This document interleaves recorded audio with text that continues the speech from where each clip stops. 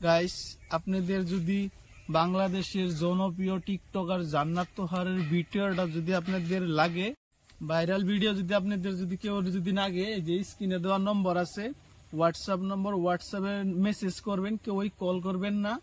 এটা আমি একদম রিকোয়েস্ট করলাম। কেউ যদি ভিডিওটা যদি অরিজিনালি লাগে, লিঙ্কটা যদি লাগে, হোয়াটসঅ্যাপে মেসেজ করবেন।